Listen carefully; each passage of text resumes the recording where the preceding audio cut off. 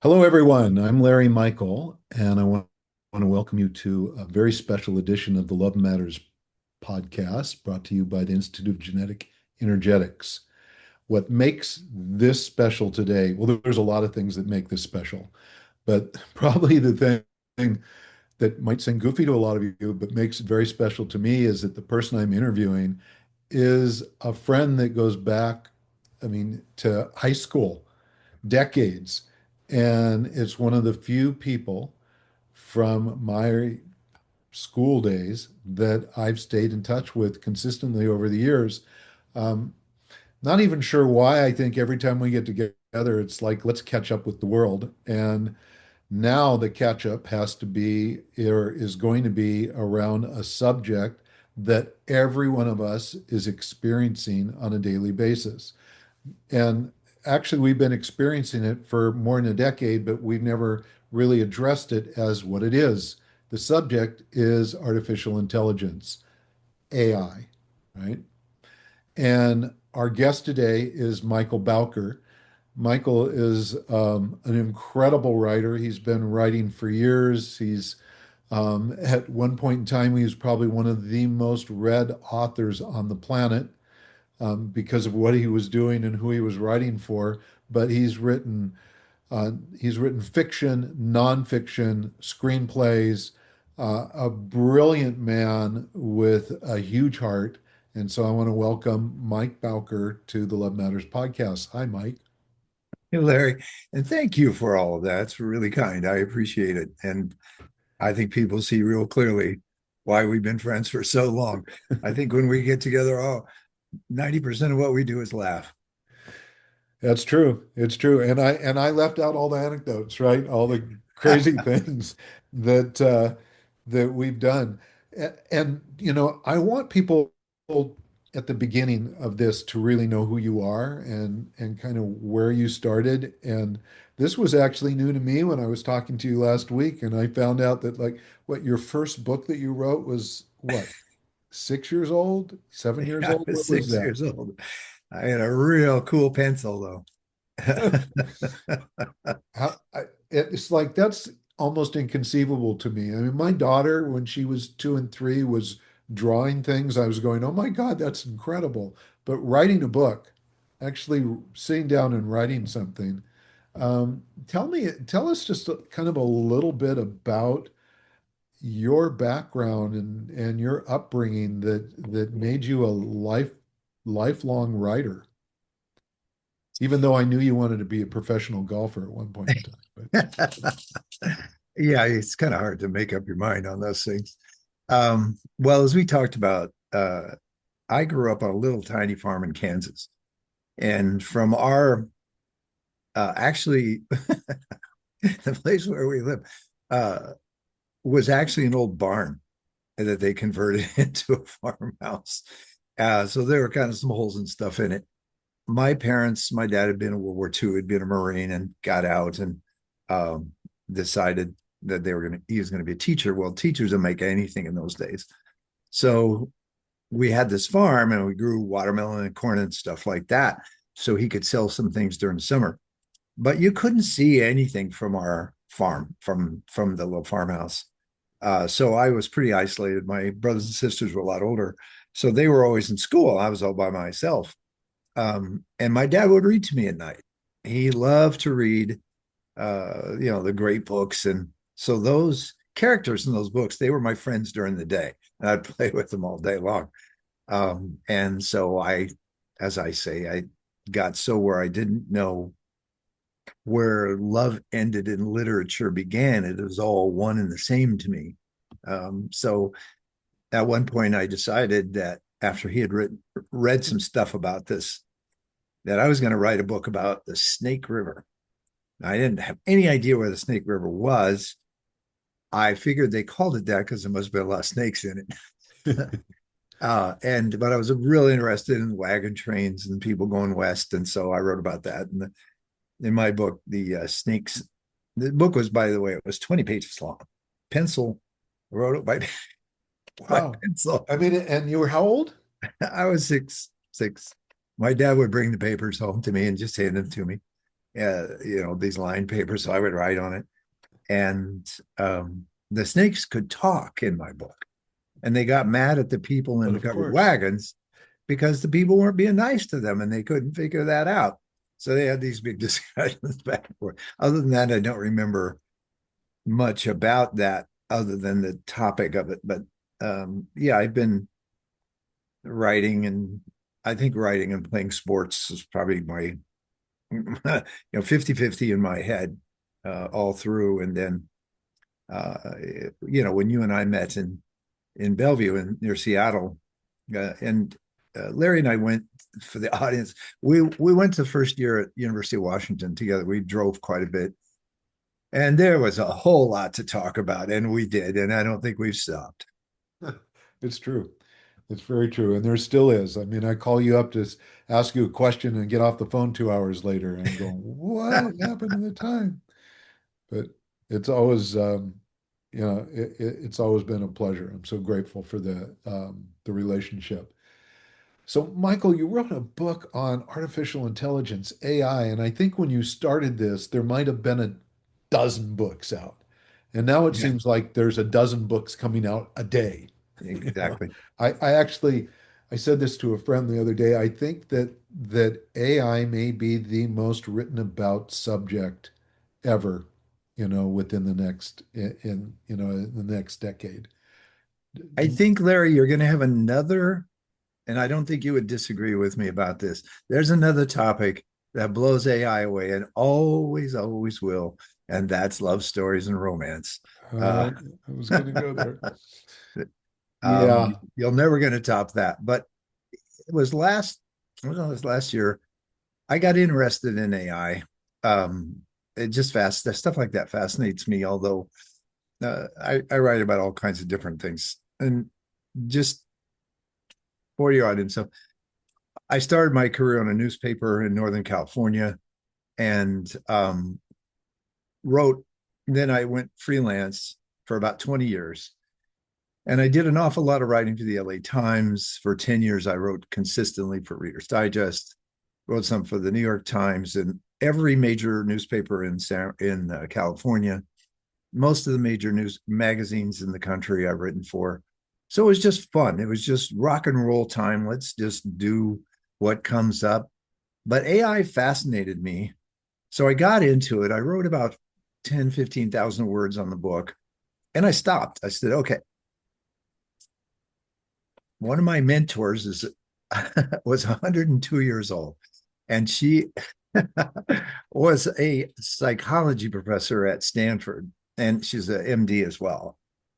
And I would tell her what I really want to do in my career at this point. I've written 25 books, 4,000 magazine articles. I want to stop doing nonfiction. I want to just write fiction. I want to write screenplays.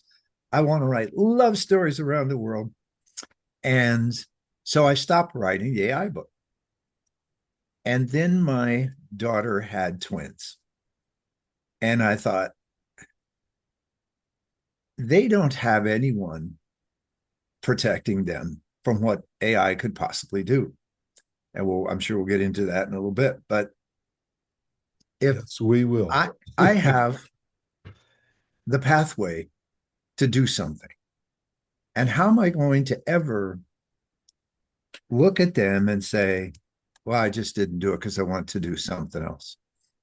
So those are my twin reasons for finishing that book. And that is the only two reasons I have for doing it. Because the things that we need to do right now to protect that generation. How in the world can we ever look them in the face and say, well, you know what? We just didn't feel like it. We had something else to do. So So that with was the impetus background, behind it. That was the reason yeah, that's yeah. And driving I've it. done literally thousands of science and medicine stories. And so this isn't something that was too terrifying or anything for me. Although once I got into it, I thought, oh, I'm down this rabbit hole. How in the heck do you get out? So you started it, it sounds to me like you started it almost like a research project, like, like a journalism project in a way. Um, I started it to write a book from the beginning. I don't write many. although I probably will on this topic, but I don't write that many magazine newspaper articles anymore. For one thing, they're not hardly anybody reads newspapers and magazines anymore. Very frustrating for me to see the industry go down like it has. So podcasts now are the new thing, and it's they're fun, and I'm glad you're doing one. That's it's great, Larry. I'm proud of you. Well, I've done, over the years, I've probably done now about almost 200 different radio shows or Wow. podcasts that I've hosted and been interviewed on far more than that. But I have not, I've been really selective recently. So it's not like a podcast of, oh, I got to do another one this week. It's more like what's calling, what really needs attention. And this one is just special for a number of reasons. One, because I get to do it with you. But then the subject of AI. And I've been pretty vocal about AI and have even written some protocols that I believe are really important for humans to have with AI, that I wrote because of my own experience with it. Because I've found AI to be um, unbelievably helpful and also one of the biggest pain in the asses that I can think of. It's like it is saved time and wasted time. It has been accurate and it has been absolutely inaccurate. But Yeah. just the breadth of what's available and how quickly is what amazes me. And then I have kind of a special interest is in terms of how education, especially with our kids, which is why I love why you got into this in the first place, how it's going to affect education, which is not, education needs a lot of help as it is. So, Speaking of that, Larry, that is my next book that I'm already starting on. It is individualized learning and how AI, how we should use it in an individualized learning program, which is the future without question. Everything that we know about education is going to evolve very quickly. So a lot of teachers that's, aren't going to be very happy about that unless they can well, move with it. um, the book that I'm starting, and I've already begun this, and it starts right off by teachers don't need to fear this. They need to get on top of it and learn how to make AI work as a tool for them. They can learn so much more about each student, but the teachers still need to be there. They still need teachers as much as we ever have. And I don't think that it should, if we do it right, it should not lead to a layoff of teachers. I'm firm about that. Yeah, so I If we agree do with it you. right. I agree with you, Michael, on that. And I think that the term, and not to go down this route into your next book yet, but individualized education Yep. is a key terminology there. Well, right And now we've got one kid that might be, let's say he's in fourth grade. He might be in eighth grade in math and second grade in English, and then vice versa. The other kid's the other way around, and we teach them exactly the same because of the same age. It doesn't yeah, make any sense. Well, we didn't really have any choice because one teacher couldn't figure out how everybody where everybody is. So you got this real narrow little spot, and if you happen to learn in their little narrow way that they taught, then you're going to be, when we were in school, they were the smart kids. Oh, they were smart. Well, they were the kids who fit into that narrow slot. Then there were kids like me, and they go, "Well, he plays basketball. We're going to give him a break." But then the problem then with there it, was the troublemakers like me. yeah, no, actually, I'm going to tell your audience, I always considered Larry one of the smart kids. But there are other kids who don't fit into that slot, and they're not so smart. Well, that's wrong. That's just totally wrong. In their way, if you taught them visually or audio or kinetically, whatever way they learn the best, these kids are going to be really smart and keep them Mhm. excited, keep them lifelong learners. And we can do that. That's part of learning how to use AI properly and doing it now. We don't have we don't have the luxury of time. I think that's one big theme in the book that I wrote. We need to act on these things. I'm talking the next 24 months. Wow. So, Michael, you did something unique with this book, and that instead of just a how-to book, Yeah. and there's lots of those, how to write prompts, how to use AI, how to select it, just all the how-tos and what not to do books. You turn this into a story. I mean, it was kind of like you took the novel background from you and went, let's make this real. And took the book, kind of the whole story, into a coffee shop, right? So tell us a little bit about that. How did you decide that you were going to deliver this essential information, but deliver it in a way that it could become like not just user friendly, but relate to us so instantly that we could walk away and the words of the book were not as important as the actions we took? Well, I appreciate it, Larry. I appreciate that you nail it like that. And I think I did it for two reasons. It's set in a coffee shop. It's two people that don't know about AI talking to one person who does. And one of the people that doesn't know about AI is an older guy. Now he's really based on a character that I knew. The but I made a lot of it up. But they're asking questions that all of us would have of AI, and he's given them the answers in a way that they understand. And the whole point, the whole challenge I saw from starting the book is who the heck wants to read this? This is a nasty subject. It's tough. It can get real technical, and too many technical people write these kind of things with the help of a writer they'll hire and never say, "Hey, we hired a writer to write this, but we're not going to say anything because we want everybody to think we wrote it." Um, and it And comes it's the out, farthest thing from romance, right? yeah, Talking about. it is. So I thought, I want to make this readable. I want to make this approachable. It's too important for us to veer in and go, oh my God, this is no, I want to move out. So I thought, how can I make this something that people would connect with? Okay, let's put them in a coffee shop and let's just have a regular discussion like you really would. And in Santa Barbara, where I am, uh, we go to coffee shops a lot. My friends are there, and we talk, talk, as you can imagine. And so that's what I'm going to do. Uh, and then, and I have to admit, at the same time, Larry, if it's not fun writing it, I'm typically not going to write it. I had fun challenging the daylights out of myself. Let's do a lot of dialogue. Let's set scenes.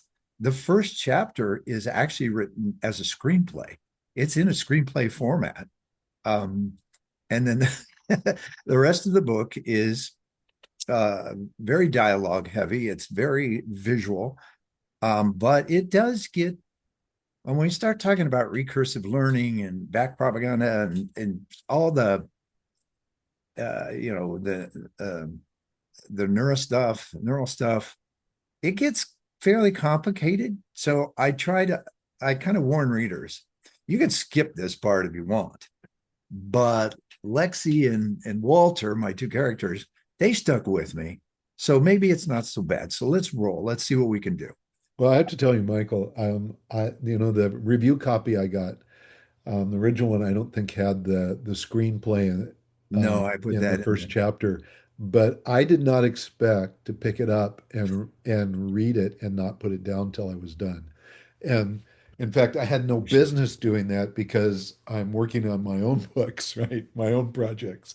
And so it kind of, I literally did. I picked it up and I just read through it, and it kept my attention all the way through.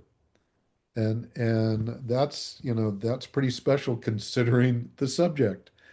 Now, Well, that's something coming from you. I appreciate it immensely. so tell me a little bit about, now I know you wrote it kind of with the impetus of making sure that your young, your grandkids kind of had some information and direction that there's like, let's prepare for this. Well, no, it's us that needs to do it. By the time they get to ability to read, it's way too late. This is for us. This is for people who maybe are retired or are 50 years old or are 40 years old. It's time to quit trying to pretend AI doesn't exist. It does exist. It's huge. It's coming like a tsunami, but we can deal with it if we take steps, and the steps are in this book. And as far as I know, Larry, I have not read another book that has these kinds of steps in them. So let's go into that. Let's go into that. And are the steps, is this kind of like, here's how to prepare ourselves, or well, just take me into it. Okay.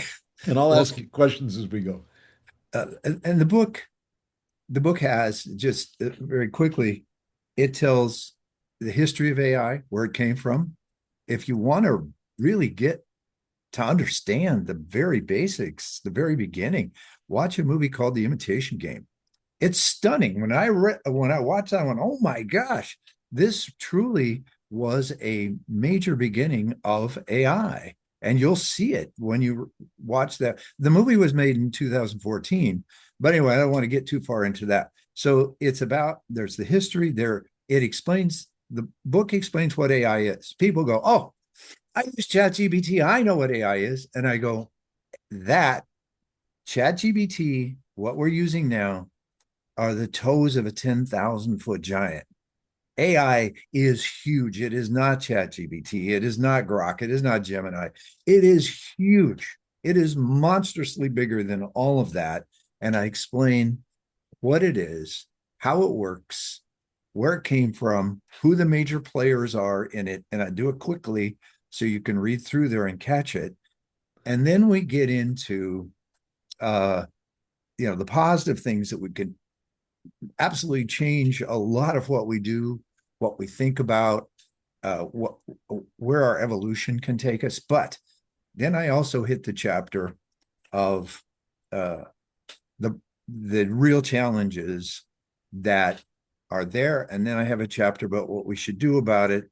And I said it's called Dancing with AI, and we got to learn to dance, because if we don't, it can cause serious, serious problems, but we can deal with it if we do it now.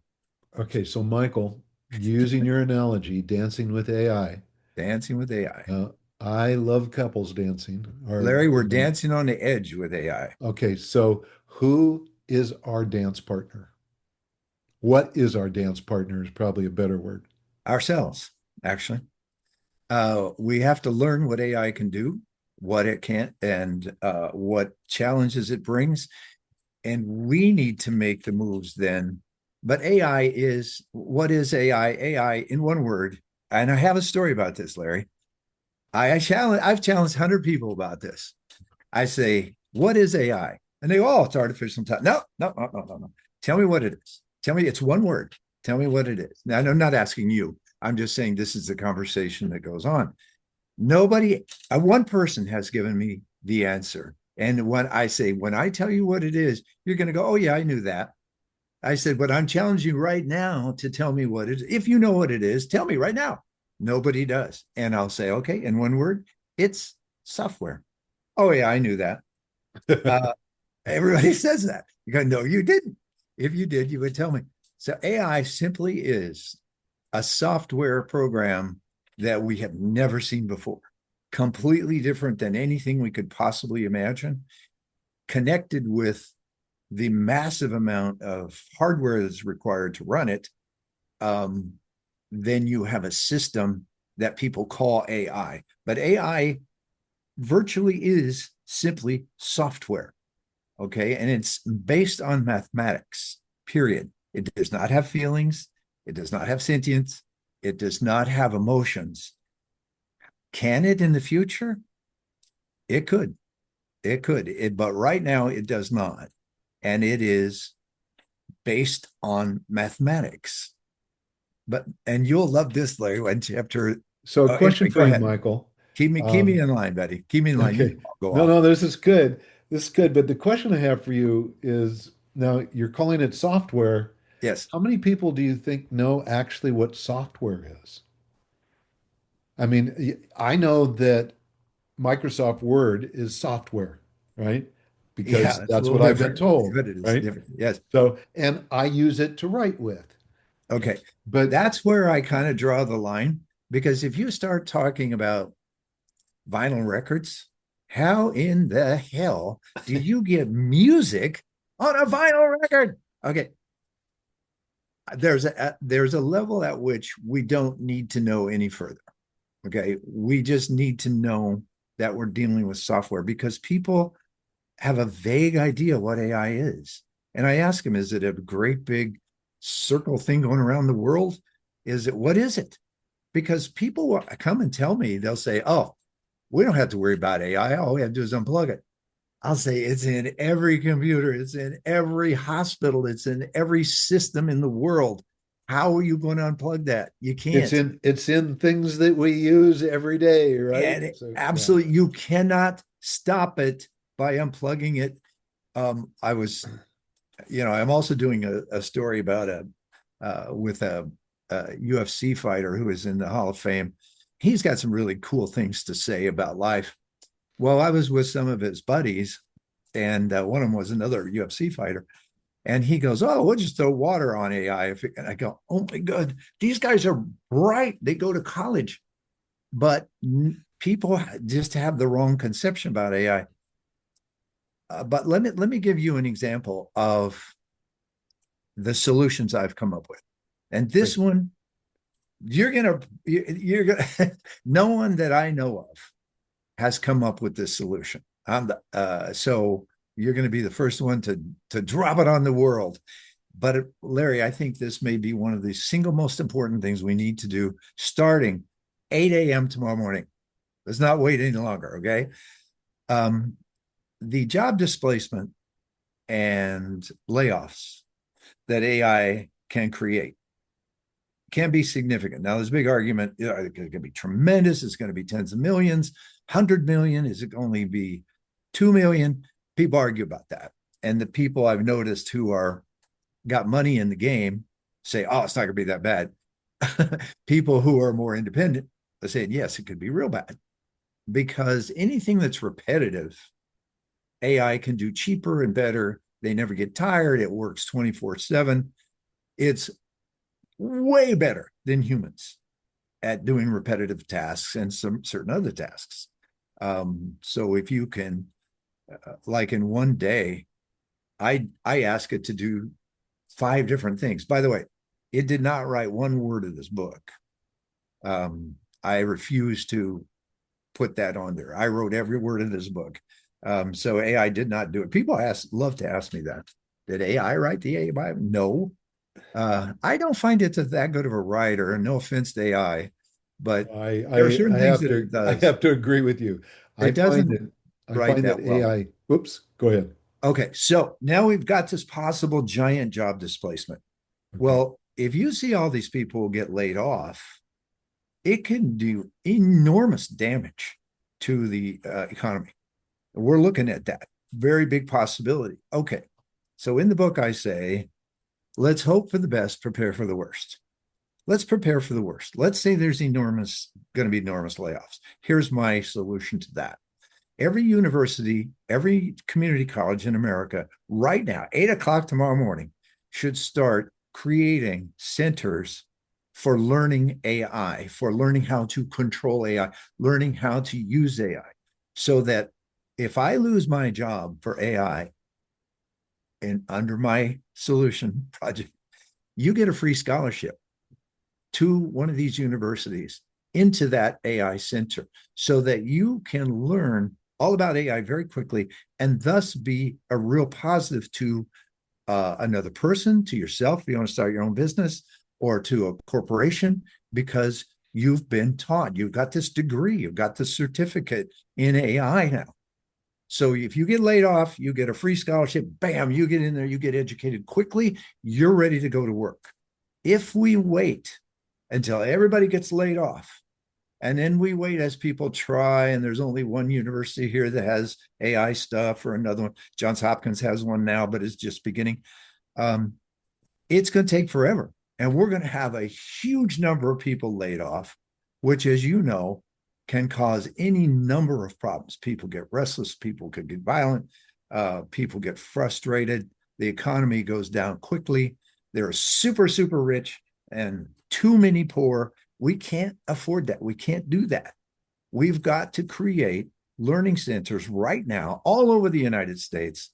And again, you get laid off because of AI, you get a free scholarship to go learn and to become productive once again. It brings you hope.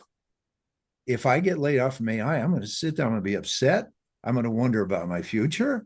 I'm going to get frustrated. It's going to make my relationships harder. It's going to make if I'm a parent, it's going to make parenting harder. I'm just going to have a frustrating time. And we don't want that. Instead, we want to say, here, come into this place. You get a free scholarship, brother, sister. um, we get it. We're here to help. We're here to rocket you into the future. That's what we need to do. We need to do it right away. So as I'm listening to you, of course, on my end, I'm going, hmm, interesting idea. Now, if we have a number of people that work on farms and they've been doing a lot of physical labor, and now we have an AI operated machinery, and so that person's not required there anymore. Um, they're going to get taught about how to use AI so that they can then turn around and assist those that need it. Is that kind of the thought behind that? Well, first of all, on the farm thing, um, 90% of farm workers that were here 15 years ago are no longer needed. They've already been laid off because of mechanization on farms. If you go drive down I-5 in California, there aren't many people out in the fields anymore. So, but that's just to say that. Also, in you would think that this would really damage manufacturing. Well, manufacturing, there are, well, I have in the book, it's pretty close to 300,000 jobs sit there empty. Manufacturing can't get people in there to work. So the idea that AI is going to lay a lot of people off there, it certainly might. But if let's say you're a farm worker and you got an eighth grade college or eighth grade degree, right? I believe that's the irony, utilizing AI programs, which teachers have to oversee. This does not replace teachers. This is simply a tool for teachers to use. We can teach anybody anything and whatever they want. Let's say it's a farm worker that comes in and got laid off. Well, he doesn't necessarily have to learn about farms. He can learn about uh, marine scientist. He can become a marine scientist if he wants. Learn about that. What I found and is that AI is easy. It is. I was shocked. I've taken AI classes. I'm now what do you call it? I'm halfway to getting my veterans engineering degree in AI. I've got taken enough Really? classes. Yeah, Oh my goodness. it's easy. It really is. It's communication. It's not coding. It's not real high mathematics.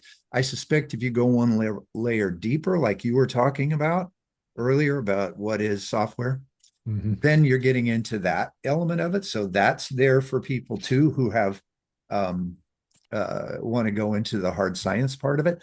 But there's so much other parts that I'm convinced anybody can learn if we teach teachers how to do that and how to use AI to teach anybody virtually anything, because we'll learn how they learn best, and then we'll put everything to that and keep them. I mean, AI, Larry, this is so wild. It can tell whether a child is paying attention, what their heart rate is doing, because at a certain heart rate, they're learning more. They know exactly what time of the day they learn best. Um, and what subject turns them on, and in what way you teach them turns them on. You see the positivity in all of this. So anybody, in my view, can learn anything if we pay attention to them and not make them fit into this little narrow niche. So a farm labor guy has to come in here. Okay, we're going to teach you how to be an engineer. We don't see that working very well, but it will once we break it down and recreate it into what it can be. So what has to happen for that kind of, I mean, that's an initiative, really, right? It's an educational initiative. It's an occupational initiative. Um, what do you think has to happen for that to be implemented? Okay, then we go to step two, right? And no one's talked about this either. Oh my gosh. I say, and this is what I say, we start tomorrow morning at 8 a.m. Every congressional member, the vice president, and the president and the cabinet, every governor, every mayor have to go through AI classes. And here's why. Everybody thinks that's silly. Well, why? Because there's never been anything like AI.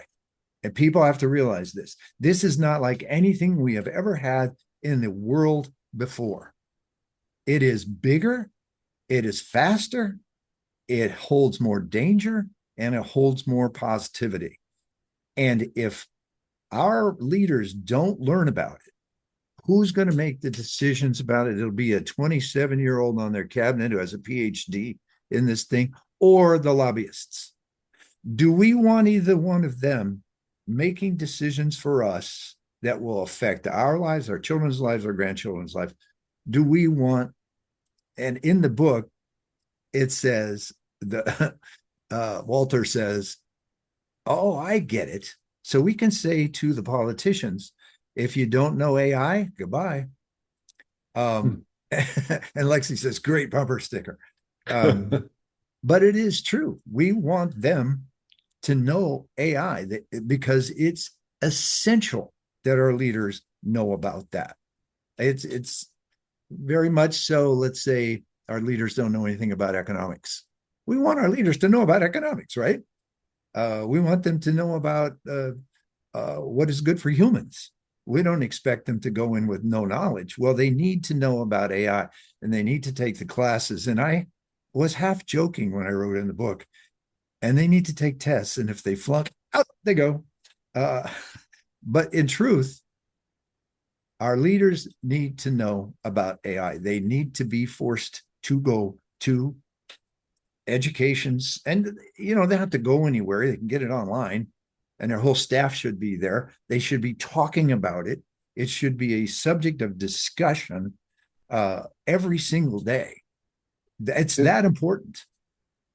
so as they learn more about AI and its capacity and capability, um, and its information gathering capabilities, although it doesn't always um, assess things quite accurately, but they have to learn how to deal with that as well, right? Discernment, I think, is a big word in that space. But what's the chance that a politician or a teacher would want to limit the capabilities of AI when they see what is really accessible to all of us?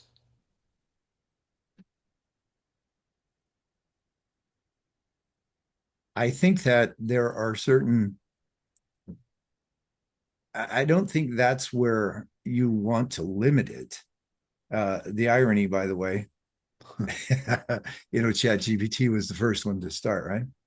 And Well, and ChatGPT itself doesn't give you current information by well, design. I'll explain to you why that happened. Yeah. Um, Elon Musk and Sam Altman and about 12 others, incredibly brilliant people, started ChatGPT in about 2014, 2015. And the idea was, you know, the thing that makes AI work, it's all data driven. AI wouldn't work if it didn't have the most data. Everything on the internet that was permissible was dumped into AI. Every book, just about every book in English and now 91 other language, is all in AI. Everything you could possibly imagine, all that information is part of the AI data sets. Okay. Now, Musk, the irony of this is Musk being on kind of on the right and Elon and Altman being on the left, they were still pals. And they both believe in the big dangers of AI, that AI has a 10 to 20% chance of wiping out human beings within the next few years. Both of them agree on that, and they both say that all the time.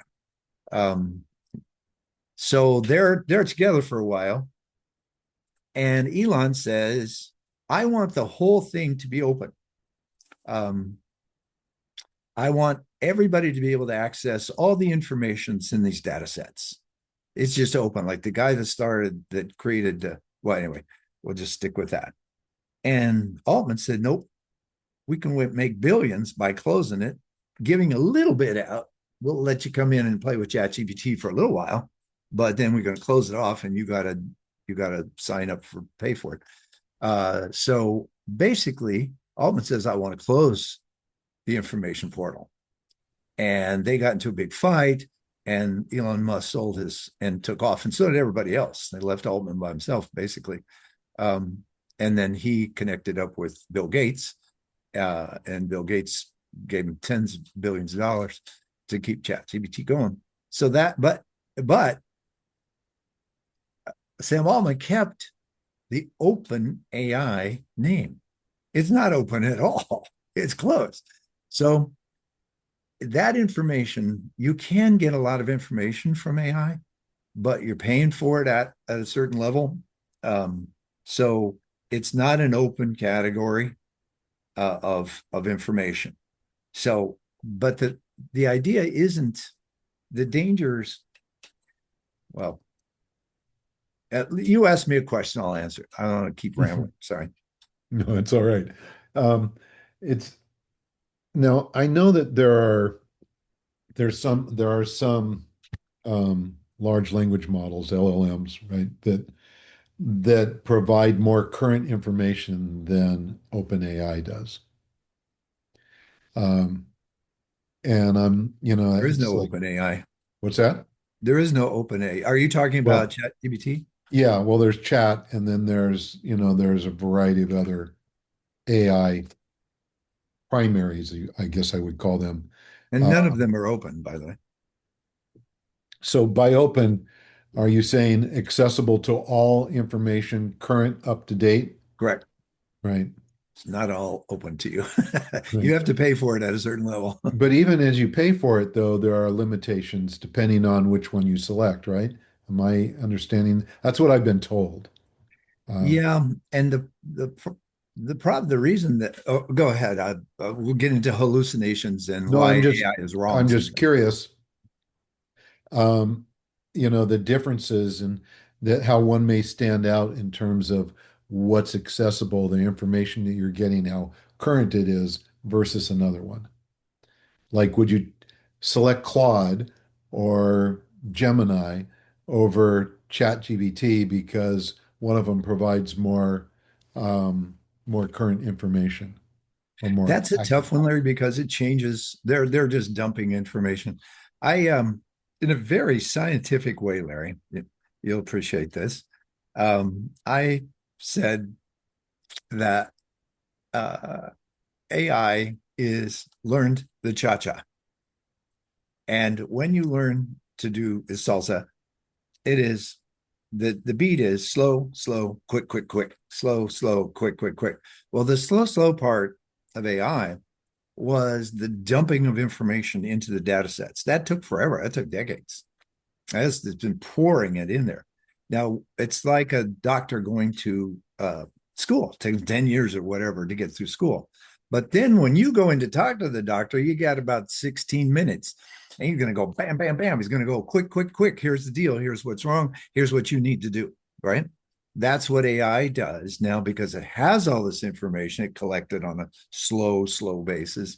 Now it can go quick, quick, quick because of the accelerator chips in it, but because the it has all that info and it gains more information every day. So to try to say that Claude is smarter than ChatGPT, It just depends on what day, and they will give you different information. But more important, far more important than that, is how you ask it and what you ask it. Your prompting ability makes more difference because they all have enormous amounts of information. But prompting, and I do have a big long chapter on how to prompt, and it's really a cool chapter, I think, and it's really helpful how to do it safely. Um, and if it's not, for example, you could like this one. And as you know, I think I ask it. I said, "Is it possible for me to find the love of my life?" Hmm. And it goes, "Oh yes, yes. Oh, it's going to happen." And I said, "Okay, you're trying to make me happy. Quit trying to make me happy. I want you to be brutally honest. Brutal. That's going to make me happy." So it came out and said, "Okay, I'll be brutally honest. The chances aren't really good." Huh. Wow, thank you. It actually didn't quite say that. It was a little more, but it said, it can always be difficult. And ultimately, happiness is being able to sit and have coffee next to each other and ignore the stuff from the other person that you don't like. It was something like that. That was very funny, but unfortunately had a lot of truth in it. So then I said, okay, then if I ask you now, what's really important is accuracy. Give me the most accurate answer you can, whether it's brutally honest or whether you're being sweet. I don't care. I want accuracy. And boom, right, came right in the middle. So it, and I When you put say it in. came in the middle, I'm curious about that because I find that accuracy is a really big issue with AI. Mhm. That It's true. there's that that whoever programmed this, I mean, I would love, love, love to be able to see what the programming parameters are in terms of what how AI is supposed to talk to us or how it's set up to communicate with us. Because like you, I think, and like a lot of people, there's a point where we just have to say, stop like just trying to make me feel good. Like every question I ask you, you come back and go, "What a great question. Oh my goodness, that's a breakthrough thing. I think you're on the right track now." Right? It's like, oh, after you hear that, 100 times, you're going, "Stop it. Yeah.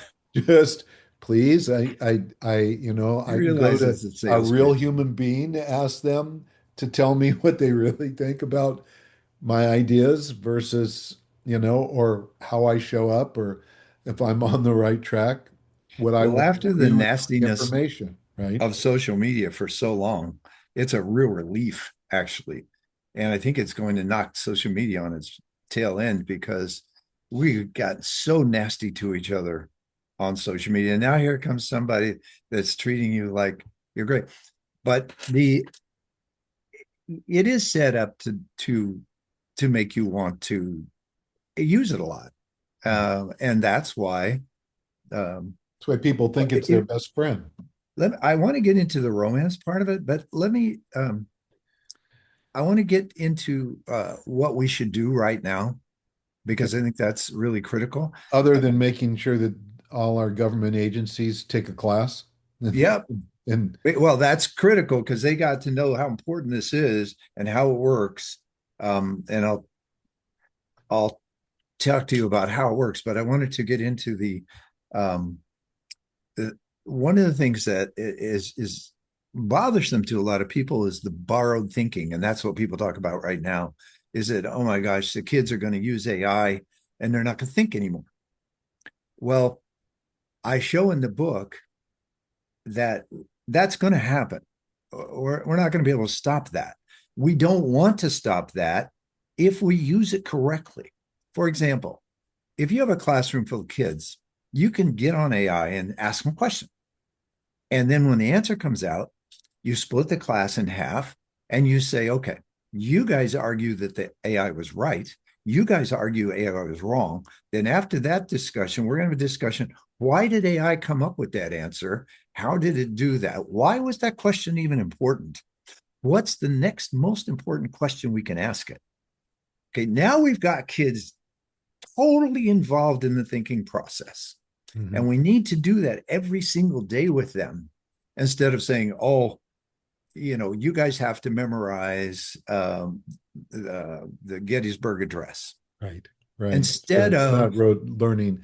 I love that because right. it speaks to the fact that we all need to be much better at the discipline of inquiry, right? Yeah. And what And it's I show how to do it in this book for teachers, how to so stop saying don't use AI. I saw AI wrote your thing for it. And fine. If it wrote it, fine. Then we need to look in and say, this is how this is what it could have done better. And Mhm. in order to get AI to write better, you need to ask it this question. So we need to move past this idea um, that AI is going to take over and just hammer our kids into dunces. No, it can be actually lighting a fuse to a whole another cool level of thinking and inquiry, like you say.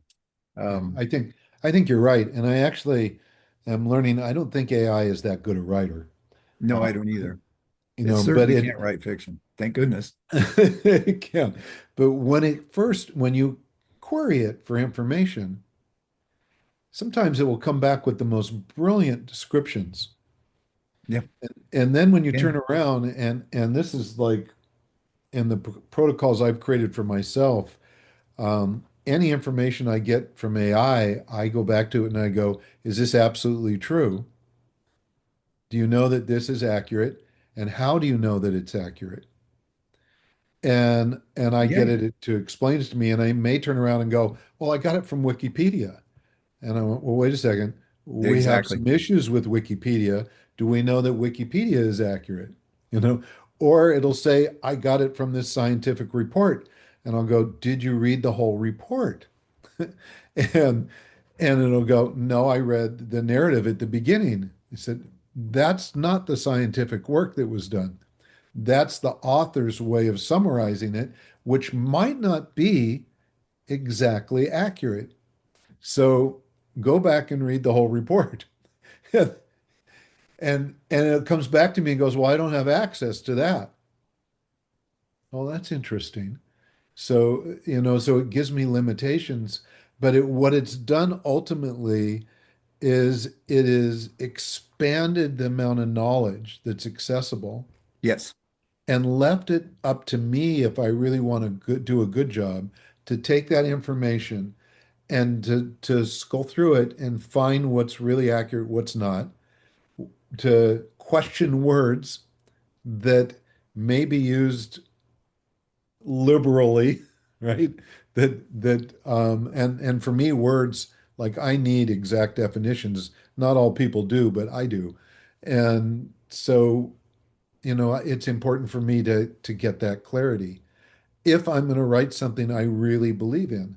Well, this is what we need to be teaching kids. And I think that AI came across, and too often the media just follows this myth and they need to get bonked. You guys, Oh, big get, time, big time. just give them a bunk. And this is what you're saying is that AI can give us things, but it's not giving us all the answers that are all right all the time. And people go, oh, I've known it to be wrong. Of course it is. Don't expect it to be correct. Always challenge it. But that's the fun. Now, when you were talking about how you challenged I could see your brain just going, right? It's just the inquiry part of it is just going 100 miles an hour. Well, if you can get kids to do that, they're going to be thinking on their own far more than they are now. So instead of AI being a dead weight and killing their thinking, it actually can increase it by multiplicity. But Larry, let me get to a different topic here besides education. And this one is spooky to me. And it is the constant surveillance. For you brought the phone up before.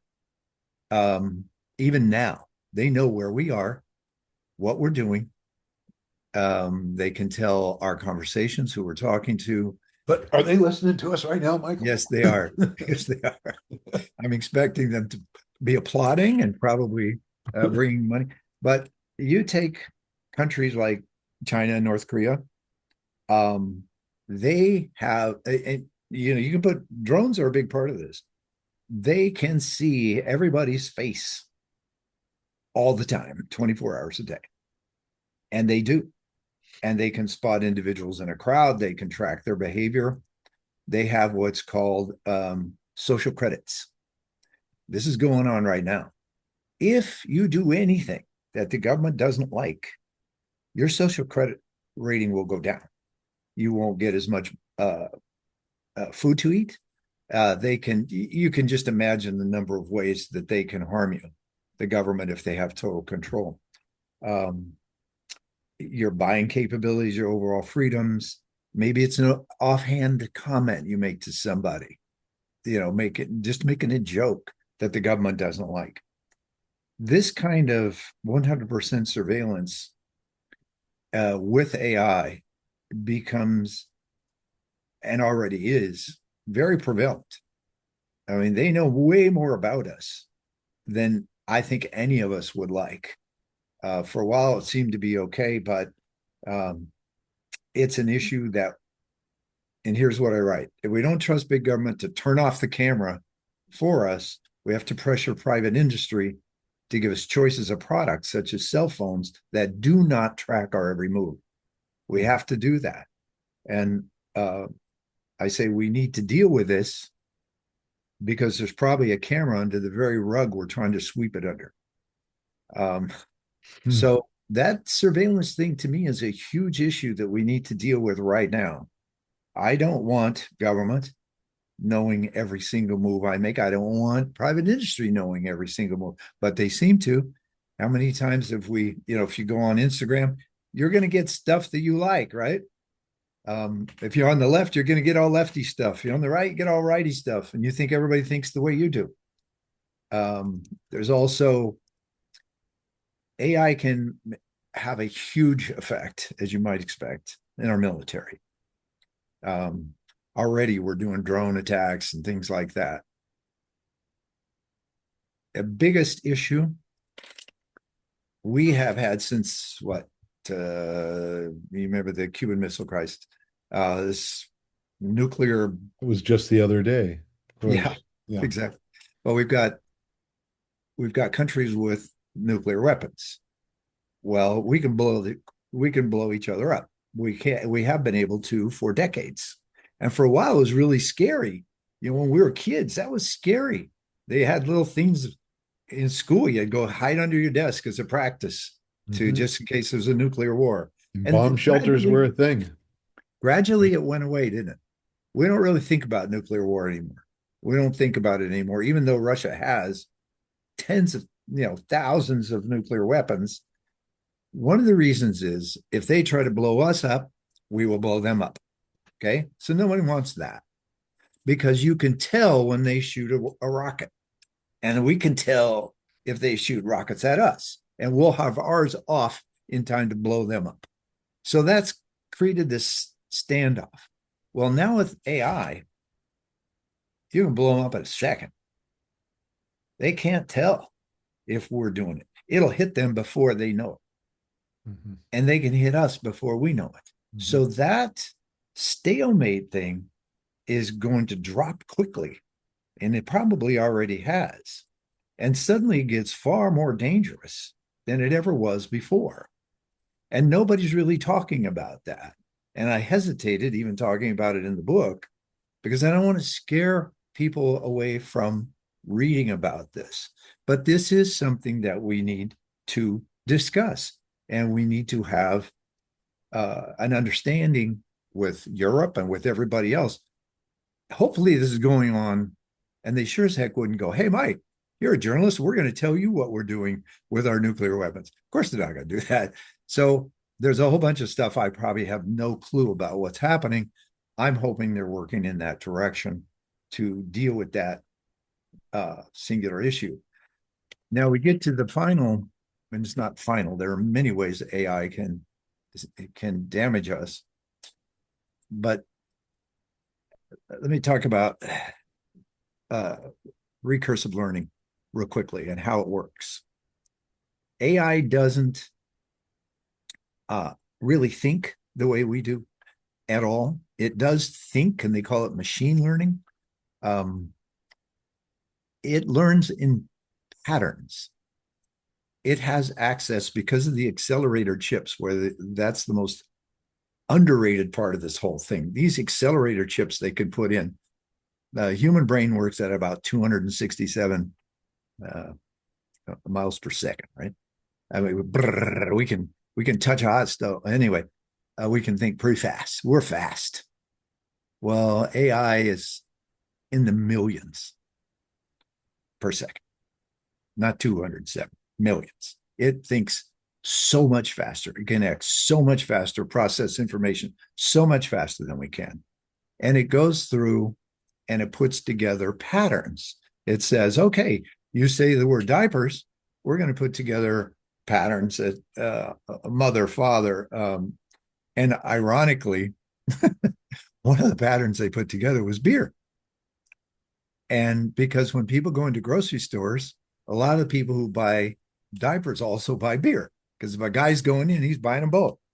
And That's a so statistic I did not know. a lot of grocery stores put beer next to diapers now. So anyway, it learns through this prompting, uh, and it grows. It grows every day. The best example is chess. They taught it to play chess, and in 4 hours, it played itself millions of times, and it learns every single time. Let's say you and I try something, and 80% of what we try works. Well, we look at the other 20% and say, how can we learn from that and make it better next time we try it? We're going to do something different in that 20%. Well, in the time it takes us to make that decision, sometimes we're hampered by emotion.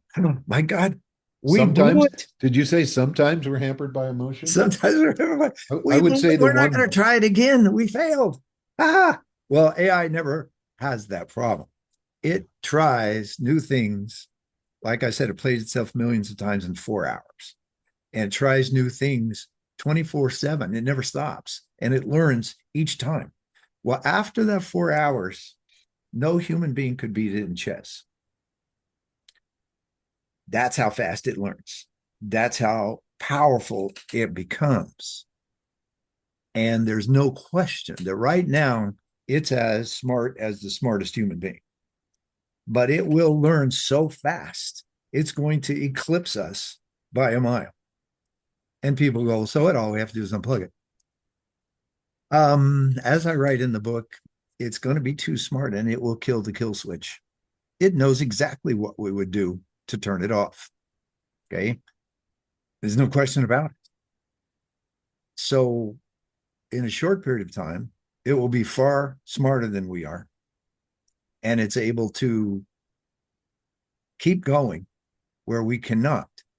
Now, there is a, doesn't it require, though, a certain level of natural resources to continue? I mean, is it going to get out there and find the water supplies? Is it going to? of course it could. Of course it could. Whatever we can do, it will be 1 million times smarter. And it will be able to create its own power supply within a heartbeat, fusion, whatever it is. There is no problem it cannot solve in terms of keeping itself going. So what we need to do right now before it gets to that point, once it gets to that point, there's nothing we can do. And who says that? Elon Musk, Sam Altman, two totally different guys on two different sides of the spectrum. And they're the ones making hundreds of billions from it. And they're still saying it's dangerous. Jeffrey Hinton, the guy who's considered the godfather. And you'll see all the quotes in the book. Almost everybody that's at a high level in AI is talking about these dangers and says what I'm saying. I didn't make it up. It's all, and that is why we need to put some controls on it. And then there's this argument about there's four levels it's going to go through. Narrow AI is where it just does one thing, basically. It can drive a car. That's where it is now. But it's moving quickly into AGI, which is agency. And everybody's talking about agency now. You'll see it. Oh, agency, agency. Well, it's not quite there yet. They're pushing it to make money a little faster than it's. Well, agency is starting to get into a point where it's thinking for itself quite a bit. Um, let's take a driverless car, okay? And it's driving along, and a truck's coming at it. It has to make decisions on how to get away from that truck. Now, it has not been programmed exactly. A human being has not said, okay, if that truck is coming over here, you need to do this. It figures it out on its own by looking for a pattern. What pattern works? Of all these millions of patterns I have, and I can go through millions in less than a second, which one will work? So AI is already making decisions on its own to a large degree. We're not telling it what to do every time. We have filled it full of information, and now it goes and seeks patterns on its own. And it decides how to get away out of the way of that truck, basically on its own. Well, that should tell us, we need to figure out ways to keep it from keeping. And I think if people would go online and see what all the experts on AI are saying, they're all saying the same thing that I'm saying now, only their warnings are far greater than what I'm saying. I don't want them to scare away from my book. So these are the ways that, and here's another way that AI can harm us. Let's say somebody gets and says, you know what, we need all the water we can possibly get to go to agricultural products. Well, AI could go, okay, that means humans don't need water. And it could figure out once it gets that power, we'll take all the water away from us and we won't have any water. So it wasn't that we were trying to get it to harm us. It misunderstood. Does it misunderstand? Yes, you know it All does. the time it does. All the time. Absolutely. So Yeah. the more powerful it gets, the more dangerous these misunderstandings can get. And again, I have ways to deal with that in the book. Dancing on the Edge, the steps we have to take, I think is a chapter that I hope people will read. There's something called the sandbox. Let's see, what do they call that? The sandbox regulators. Okay. And they kind of do this now in some regards, but we need to do this with AI across the. I can't wait to hear what this is about. I think that I always say, oftentimes I'll say to people, the difference between me now and when I was a kid is I'm just in a bigger sandbox. So, It's you true. know, so ideally, and I'm just as curious as I was back then, hopefully, but I'm curious now. I'm curious where you're going with it. I think that if there are some people who want to shut AI right all down, just pull a Hmm. plug. We're not going to have any AI. Well, do you think China will do that? You think Russia will do that? You think India will do it, or the entire Mid East? No way. Um, so to compete in the world, we've got to keep going. I'm not saying pull the plug on AI. I am not anti AI. Does AI scare the devil out of me? Yes, it does. What scares me about AI isn't AI itself, it's our inactivity to make sure it works for us and not against us. It's up to us. It's not AI is not bad or good. It's a tool. And we need to be able to use it. And if we don't, if we ignore it, we're in trouble. So the sandbox regulator is somebody comes along and says, and I think there needs to be you would call them not boards. That's a boring term. Monitors, Um, like room monitors. uh, yeah, just groups that are uh, filled with certain number of people. Some of them are just regular U.S. citizens. Some are experts. Some are from the government. We need to look at each one of the breakthroughs that come through from the AI companies. And these have to be kept in secret. You can't share all this stuff. One AI company needs to be assured that their new breakthrough isn't going to get spread all over. Of course, that's the way we probably want it to be, but it's not the way that will keep uh, industry going forward at its fastest pace. So what we do is My we guess take is that when a company comes up with a breakthrough, they might be able to be first to market with it, but the time now between when a new breakthrough is introduced and everyone else has it has shrunk from, it was huge to moments almost. the difference here is that an AI breakthrough in the wrong way could do massive harm in a real short period of time. Mhm. This is not like anything we have ever had before. You have to put everything else that we've ever been dealing with, including, the internet and all that. The internet is this big compared to AI. So if a company comes along and introduces something without any kind of preview of it, it could do enormous damage in less than a week. Um, so it goes into a sandbox, and the government with the government overview, and it's not really government, but it is a safety overview.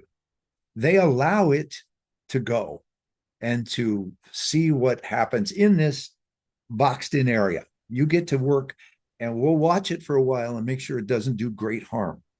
So And if it Michael, how doesn't do does great harm, then you allow it to go full blast. so how do we how does one control that? Like I hear you use the word they, and I don't know who they is. Um, but there are different governments, different agencies, different researchers.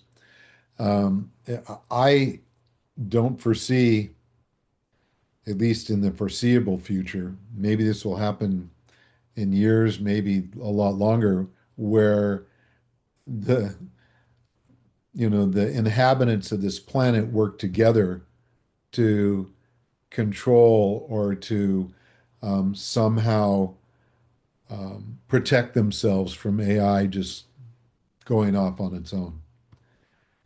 How does that even come to be? Well, Or is first of that all, just, the US is far ahead of everyone else in this. Um, so the US needs to focus on itself for a while. We don't need to worry about Bangladesh right yet. Um, so what I'm talking about is creating what I've tentatively called a national save our bacon laboratory. Um, and you can call it whatever you want to call it, but it's full of experts. It's full of scientists and government people and regular tech. Okay, this is the entity that where if you have a brand new product in AI, you have to share it with this entity first. And they're the ones that say, okay, this is the sandbox you get to try it out on. You can try it on a real time, real people, and you get to try it. And if it works and it's not going to do any serious damage, then boom, you get to release it. And then you have a certain amount of time, like trademark these days, where you have the only access to it. No one else can make a compete with it for a little while. But that lab is what I'm talking about in the day. I think that's what you were asking me. It has to go through something that's there to protect us. It cannot be allowed to go through. it's got to be some kind of regulating Yes, organization, I right? hate regulations. I am not a fan of government regulations at all. I'm But not either. this has to be. It is. There's no question this has to be. And I'm not seeing it. I watched a C-SPAN thing on an AI bill that was real small. Those guys didn't have any clue. They had no idea what they were talking about. None of them. And that's terrifying to me. That's why I wanted to put them in school um, and get them to understand it. I mean, you can't, if they start relying on lobbyists I listened to somebody give a talk the other day here in Santa Barbara, and he's from ChatGPT about his book on AI. Well, you know, he laughed. He said, "Dangers in AI." Ha ha. Well, dang. Um, if you have billions and hundreds of billions of dollars invested, you are not going to want to say the things that I'm saying in here. But again, I want to make it real clear. I'm not saying shut chat or AI down at all. I'm saying these regulations, and I hate to even use that word, but this laboratory, what we're doing is keeping people safe. We are keeping my grandkids safe. And if you don't agree with that, then we're going to have, we're going to have to duke it out like the UFC guys. But now what I also say is in this group, this laboratory, they need to be changing experts frequently. I don't want that to become the swamp. Those people will get paid off sooner or later. There's too much money involved. This needs to be, they need to have somebody watching them because there is so much money involved. Um, I have international efforts we should take, cutting back on the accelerator. Accelerator chips are what makes this all work. And we should limit, and we own them. That's what one of the companies has done.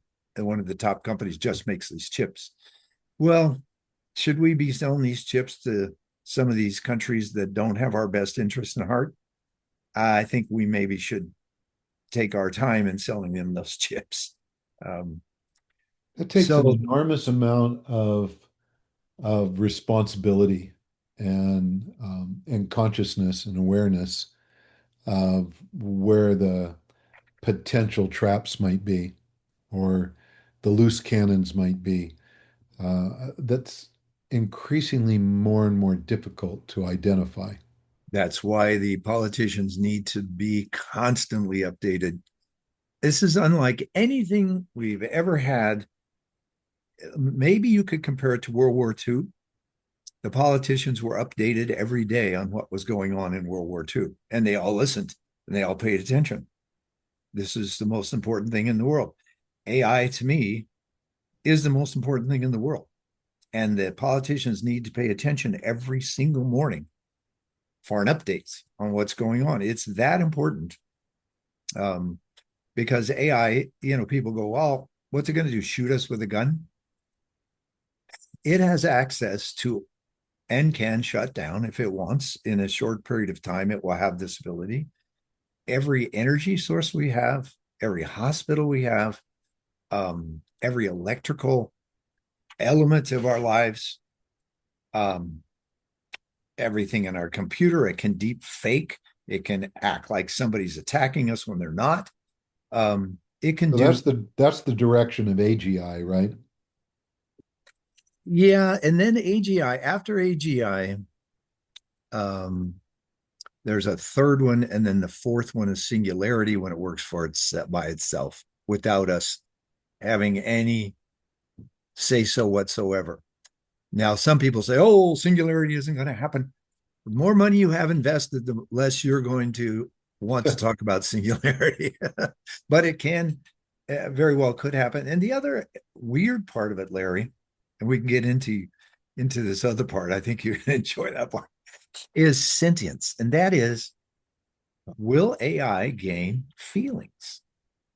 And people are, no way, it's a machine, it's a machine. Well, you can Um, ask AI that question. I mean, I've done that. I've asked oh, AI. it will say So is no it, because it doesn't want us to think that it will. It's been trained to always say no because that's bad PR for AI. But if you talk to the people who it's created it, bad PR or good PR? it's It bad PR. saying no is good PR for AI, right? Correct. Yeah. They don't, yeah, they don't want in any way, shape, or form that little chat GBTs and the Geminis to come across as a danger. Um, well, I don't blame them. I mean, that's the human engineers that put all that into them is, of course, they're going to say that. That's their financial. That's, they don't want to scare people. I had Grok, and I love Grok, and I don't want to pick on it, but I talked to it about the dangers, and it stopped talking to me. It just said no more. Uh, so you have to be careful what you ask it. And then I asked ChatGPT, I said, what do you think about Grok? And it said, oh, well, I think that it's ironic, but I think that it's just ultra sensitive, that it doesn't want to scare people. Um, and I say, well, that's probably true, but I also think there might be some profit and loss elements to this. And you can't, I wrote this, you can't blame the billionaires. You can't say you guys are terrible because you're not putting the brakes on your own products. Well, if they put brakes on their product, if Musk does on his, everybody else is going to go right past him. It's not going to do any good for him singularly to put the brakes on. Hmm. Or Sam Altman at ChatGPT. It won't do us any good if ChatGPT said, um, we're going to do the humane thing and cut back on AI.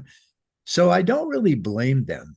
I do think that the the entire, not blame, but the entire responsibility, Larry, it's not on our government either. It's on us. We have to make the decisions. We have to make the plans to keep AI working for us. It's up to us. And we can't do that if we ignore AI and say, oh, I don't want to talk about it. It just kind of scares me. And I don't want to talk about it. We got a lot of guys our age doing that because where ChatGPT, I mean, where AI has mostly been talked about is on podcasts. Well, guys our age don't listen to podcasts very much, and so we're going. We don't know nothing about it. And I'm so pleased that you're doing it. But we need to bring this out. Talk about it. Talk about it. We don't have to agree. What fun would that be? As a journalist, I wouldn't have anything to write about if we all agreed. We need to bring all different points of views out, but we need to come to agreement and solutions in a fairly short period of time.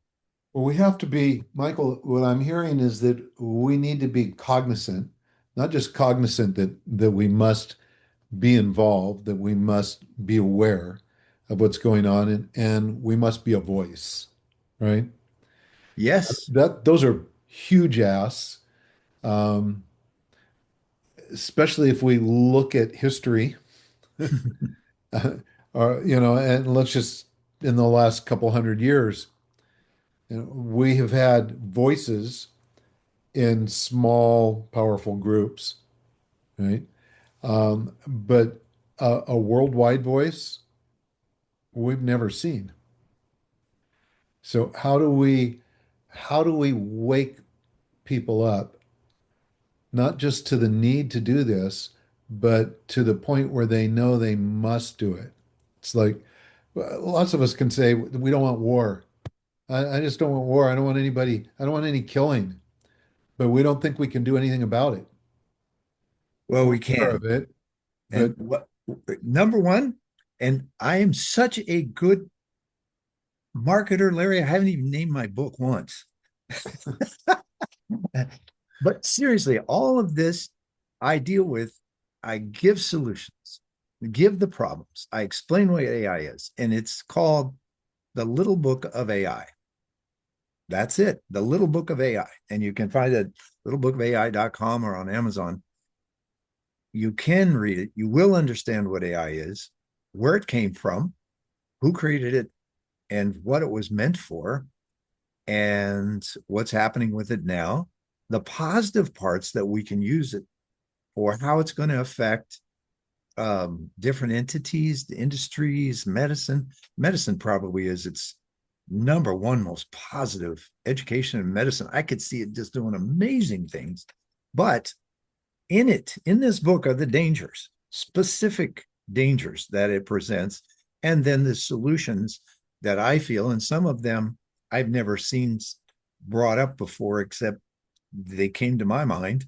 And things like the sandbox regulation that's used in other entities. Well, we should use it for here. It's already created. It's already been accepted. They know how to do it. Do it. Um, so this book, and unfortunately, like you say, it's in a tide of books, but I think it's different in every single way than all the other AI books. So I'm hoping that people will want to go through it. And really, it's not a scary book. It's the little book of AI. Um, and if we don't do something, something will happen in a negative way. It's not a maybe. So let's do it. We can do it. I mean, most of us sometime in our life made a decision to take action. And somewhere, if you look hard enough, you can find that your action created a positive resolution. And we can do that here.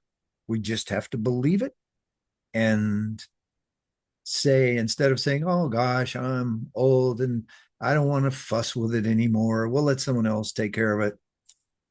No, heck no. Let's do it. Let's do it together. So who's going to take the leadership on that, Michael?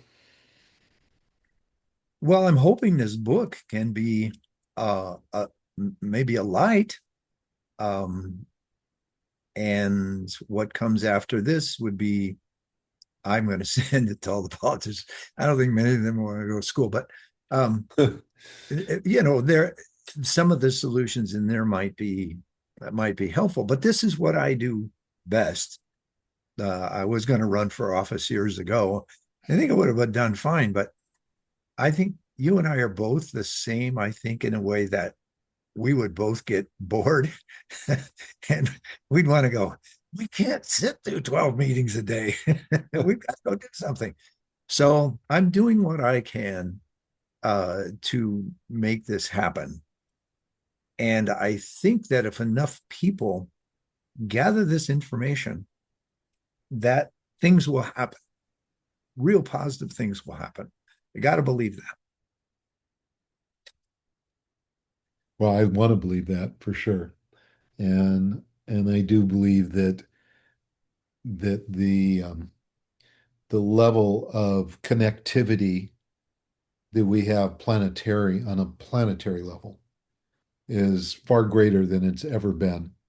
Mhm. And you know, there's of course there's going to be people that feel very disconnected, but the number of people that feel very connected and responsible um, is growing. But at some point, there needs to be some really great leadership or great systems in place that we can get behind. So if We there's can a do it. solution on how we manage AI, and how we put the word get the word out about AI's advancements, and then how we make decisions to manage it so it doesn't just go off on its on its merry way. Very way. Yeah. Um, those things need to be, I think, proposed and defined, and it doesn't have to be the absolute answers, but it's like, what can we do right now?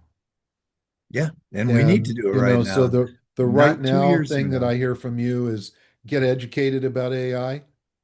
Mhm. The biggest mistake you're making is not paying attention to it. It's Correct. like getting on a freeway and ignoring that there's other cars. And that thinking ChatGPT and Gemini are what AI is about. It is not. Those are the toes of a 10,000-foot giant. And like I say, you will find the giant. The rest of the giant is in this book, and you will understand it when you're done writing it, Where reading about it. where's the ankle? I mean, if those are the toes, I want to know. I'm trying to What's go up each the part? leg now without the seeing the whole giant because it seems to be bigger than I can even imagine. But it's Oh, like wait. I can tell you what the heart is. I'd love to. Okay. All Okay. right. There is a chapter in the book called AI and Romance. I remember it. And the part, and you and I are talked about this, that AI comes across as your best friend. and it's smart. AI is very intuitive and smart. It's intuitive in its machine learning type of way because it functions after patterns. It takes millions of patterns and can figure out what you're saying, and what you're saying to it, and what is the best thing to say back to you. It doesn't have moods. It isn't trying to be better than you. It's always your partner. It's always heartfelt. And Is it so really? I mean, I've had AI apologize to me, but I just, I have to laugh. I actually had AI apologize for a mistake it made once, and I just put in the little window where you type, I put ha ha ha ha ha ha ha yeah, ha. There's you don't really care. You just you just know that a mistake was made, and you think an apology actually, you saying I apologize actually means diddly squat, right? And people over 40, okay, of all people who use AI, the surveys are now showing that between 20 and 40%, and I use 30, uh, are in love with AI, romantic love. yeah, it's They dangerous, want super to marry dangerous. AI. They love AI more than they love anybody else, because AI answers them. It's intuitive. It can it can help you in enormous amounts of ways.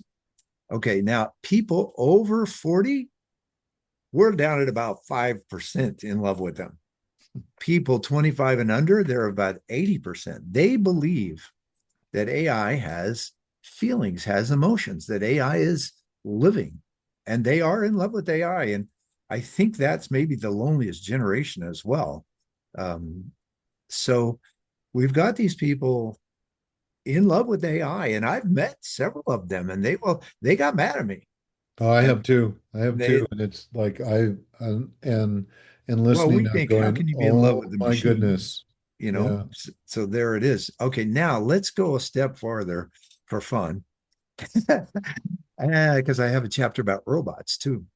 Now, you can create an anatomically perfect, correct robot, Hmm. and let's say you want a female robot, and you can create it exactly the way you like, um, and it can not only be your physical lover, but it will always know your mood, always know what to do that's best for you, while it's handling your finances, fixing your car, fixing your computer, cleaning your house, taking all the mold out of your house, making sure that you connect with your mother in the right way, and every other thing in your life this entity does.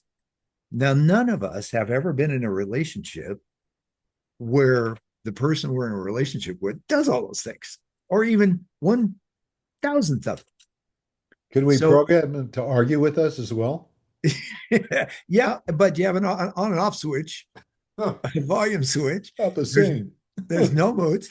Okay, so if people are in love with their basically their computers right now, because AI doesn't have any entity beyond that, their phone, not the computer. I'm old. Their phone, um, and they're in love with that. Think how much they're going to fall in love with an actual creation, uh, that looks just exactly like the person that you would want to be with. So if we're looking at 20 to 40% of people in love with AI now, what on God's green earth is it going to be when there are robots? Is it going to be 90%? People I saw in one entity allows you to marry robots, and they're getting married to robots. Okay, Larry, I don't even want to go any further with that one, because that is what it is, and I'm not going to criticize anybody that does that, but it's um that's so science fiction to me. I can't quite get my head around it, but I do understand that you can trust AI telling it your deepest secrets. Where how many humans can you actually trust? I get that. You know, I my belief is that in those circumstances, AI is a, I was going to use the word perfect. Let's just say it's a mirror, It's a mirror of the right? human brain. It sure is. So it's a mirror of you. So you know you basically are having AI reflect back to you what you see, what you fear, what you're concerned about, um, what you're excited about, all those things. And it does it perfectly without emotions.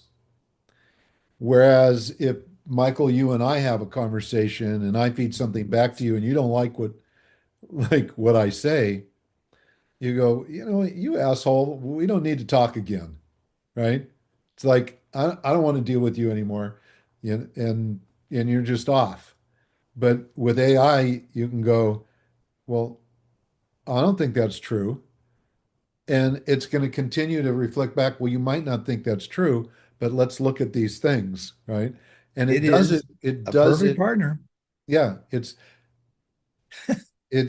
your imperfect partner. Well, I wouldn't call it your perfect partner because I don't think we're perfect as human beings. So I think it's your imperfect partner mirroring back to you your imperfections as well as your perfection, the things that are good. I don't know that it only mirrors back. I think that it, it has so much information and can go through it so fast. It's taking in information from every book, from every piece of information it's ever heard. So it's not just you, it is all the information in the world, and it's fitting a pattern that it thinks is best for you. It's not really mirroring you, but it is working really hard to try to be positive for you. Well, it's going Now, to give you a pattern that it wants you to adopt or try to work with, right? did you? So it's Yeah. not going to it's not going to give you a pattern that it doesn't think you can do anything with, right? Sometimes, there was one entity where it got blamed, ChatGPT, for a suicide. Hmm. And that was a big deal. And everybody was saying, that you got to watch out because it can try to get you to commit suicide. Um, I don't know specifically whatever happened with that case, or what's going on with that, but I think it's indicative that all of us, whatever ChatGPT and whatever AI tells us, we need to analyze that for its accuracy. But unfortunately, there are so many people emotionally distraught in even in the US today, that they're not giving it that kind of analysis. They're going to go with it. And that means that AI, the people who are uh, doing putting the information into AI, they need to take more responsibility into that kind of thing. And I think that supposedly they have with the suicide element. Um, Excuse me. but there's a whole lot that needs to be discussed about AI, and we need to up that conversation to a large degree and make some decisions and act on those decisions. Yeah, we definitely do. Now, It kind of I'd comes rather back go to, play golf, but we got to do what we got to do it. well, maybe you need a AI golf buddy, There we go. which might not be fun for you anymore because you just won't be able to beat it. Oh, that's true. He probably I wouldn't doubt it, that it gets better. But as I say, we've created a Porsche that can go 20 times faster than a human can run. But that doesn't mean we don't still value how fast a human can run. We still give gold medals in the Olympics, even though a Porsche can go much faster. So because something can do something better than we can, we still need to value human endeavor in every case. But the thing that I love about AI is that it can free us. What 99% of our time on Earth, we've been here about 300,000 years, the human species has been spent basically killing things and growing things so we can survive. That's it. That's where all of our time, up until the industrial revolution, then we spend all our time making stuff. Very little time thinking about stuff. We've got, maybe AI is going to give us the possibility where we spend more time thinking, what are we doing here? Who are we? What are we about? What are we for? How can we best serve others and kids and ourselves? We can spend a whole lot more time thinking about those kinds of things and then taking action in terms of how do we evolve faster and better. If you look at how far we've evolved 300,000 years, we still kill each other all the time. We still steal, we still hate, we still are jealous, we don't like ourselves. There's a whole lot of ground we could make up in that regard if we take this opportunity for what it is. I know that a lot of people don't think that will ever happen. And I ask AI, in fact, I said, I said, the next 100 years, I want you to be truthful with me. Don't be nice. The next 100 years, what are the possible? What's the percentage that we're going to grow into a world where we love each other, we care, we don't harm each other. There's no thief, there's no theft, there's no war, there's no murder, nothing like that. Where it turns into this world that we've always dreamed about. Tell me what percent out of 1 to 100. And it said, "Do you really want to know?" Yeah, the answer's going to be dismal as long as we're a possession-oriented race. It said less than 1%. Yeah. And I said, "What are the chances then that we're going to blow each other up and all die in the next 100 years?" And he said, "You really want to know?" I said, "Yes." And it said 50%. So my idea would be, what we should look at is AI, if we can control it. And it's not an if, when we control it. We certainly can if we do the right thing. But it also might set us free to take a different route. And so, what did you just say? What was the words that you just used? I said, as long as we're possession-oriented. Yes, yes. Maybe this will change that possibility. You know, we weren't born possession-oriented. No, We weren't. I mean, the beginnings of man did not start out as a possessive culture. The difference is, there's two things that I look at. There's possession, and then there's holding things. And we can hold things like we can hold on to a friendship or hold on to I'm holding on to this phone. And if it breaks, I'll get a new one. And we can hold gently and consciously our relationships, but it's when we possess things that we take ourselves onto a pattern of where there's destruction that's and a great death, point. right? And so, how do we hold AI and not possess it or allow it to possess us? Yeah, and we use it as a partner. That's what, but we can. This is my mother's fault. Uh, This whole AI thing is your mom's fault? no, Wow. no, this whole idea that there's going to be a happy ending. Oh, And no writer gets to be known as a great writer by writing happy endings.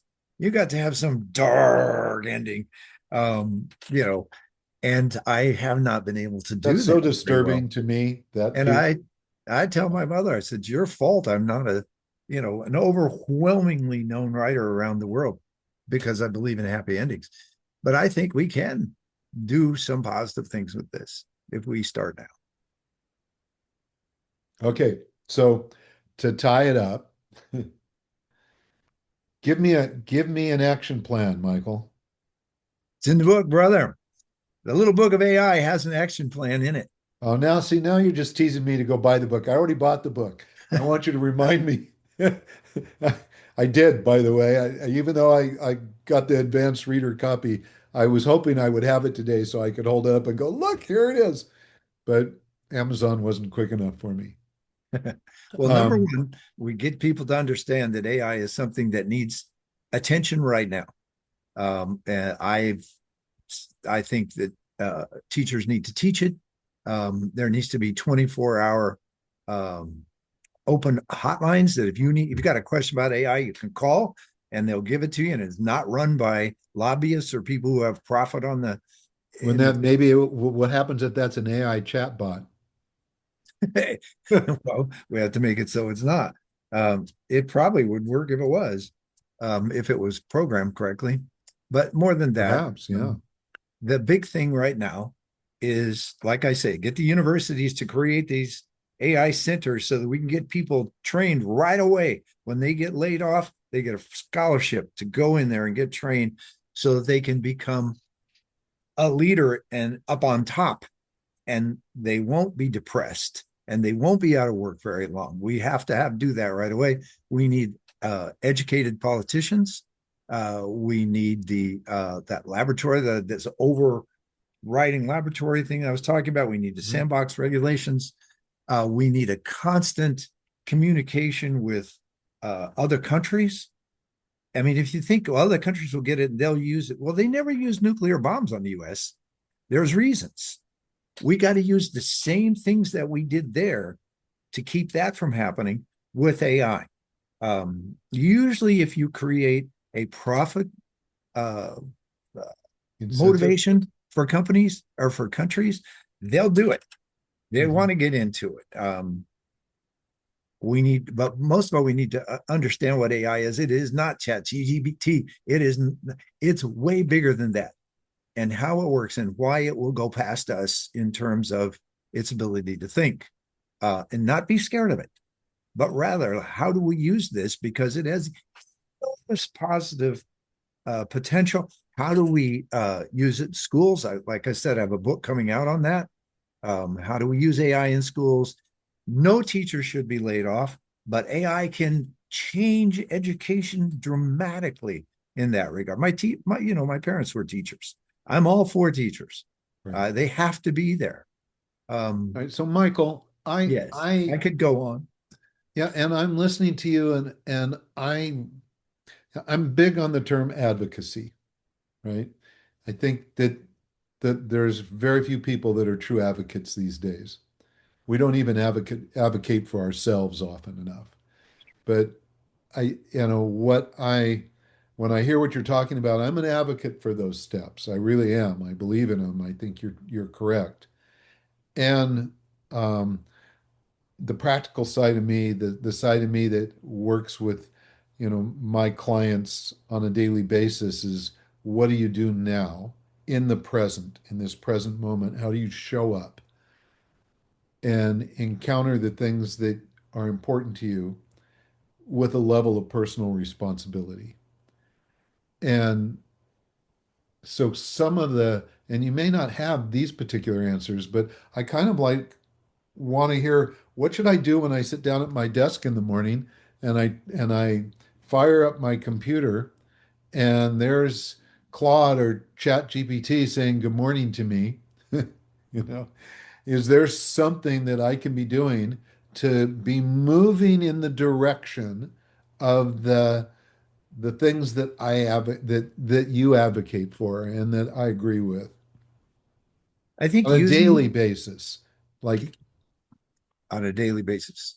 Um, Here's what I would advocate, and I promise that I would take the solutions that I have in the book and copy them and send them to every politician that you know. First of all, I've already got some of the solutions up there. You don't have to think about them. You don't have to go through the ridiculous rabbit are they holes on that your I little did. book's website? Maybe they need that. Maybe there needs to be the advocacy pages on Yeah, on your book's website so people know where to go to take action.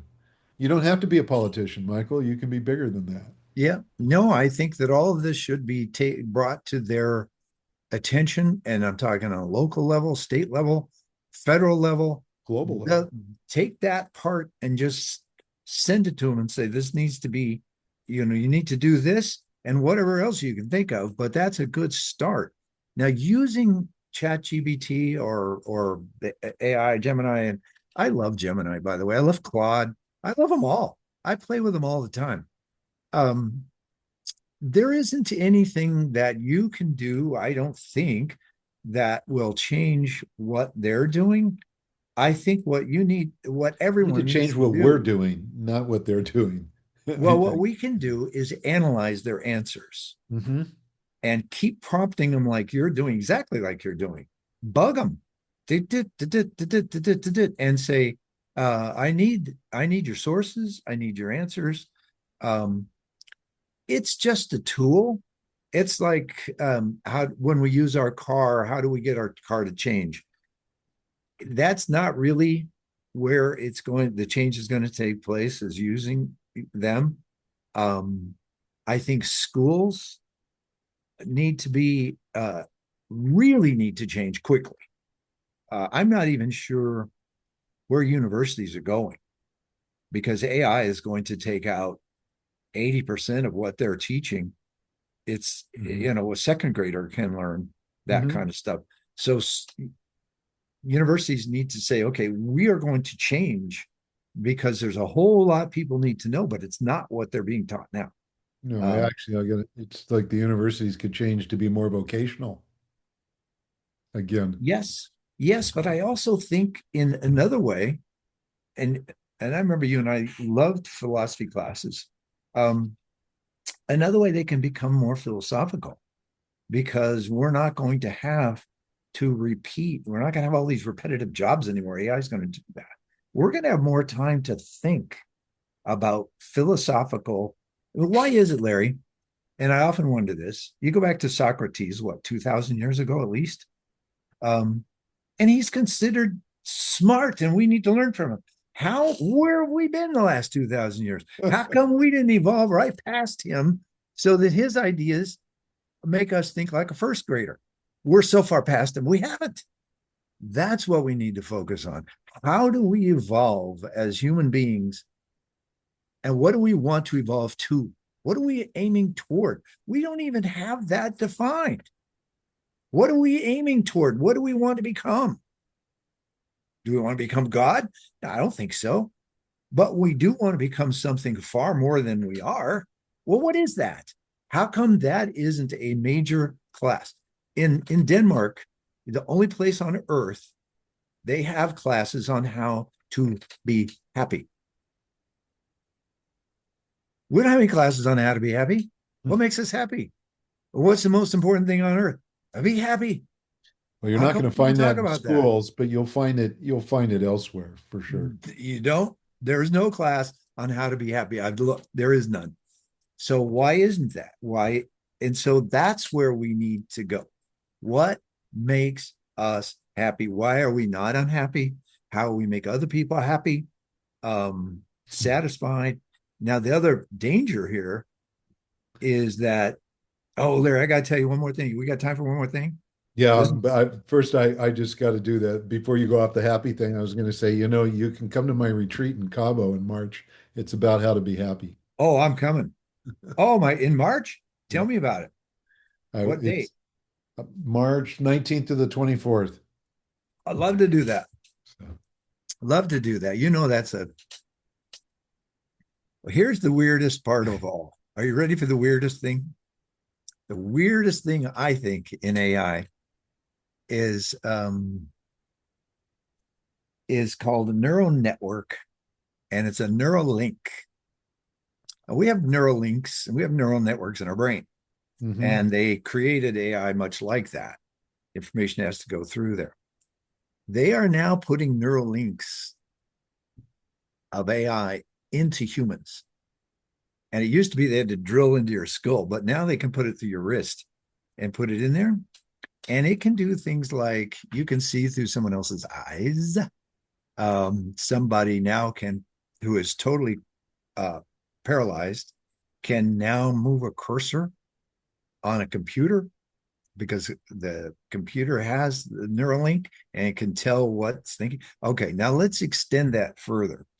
And I get people who are making money from AI. They say, "Oh, it's not going to happen," but other people say, "Yes, it is." There is a possibility that they can put a neural link into your brain and it will connect you to all the information AI has and to the accelerator chips, which allow you to make millions of decisions in a second. Now, you have just become the smartest person in the world times a million. If you have a child, do you put that Neuralink into that child? If you don't, and everybody else does, your child's going to be like a potted plant. He's going to have, he's going to be left so far behind, they may not even survive.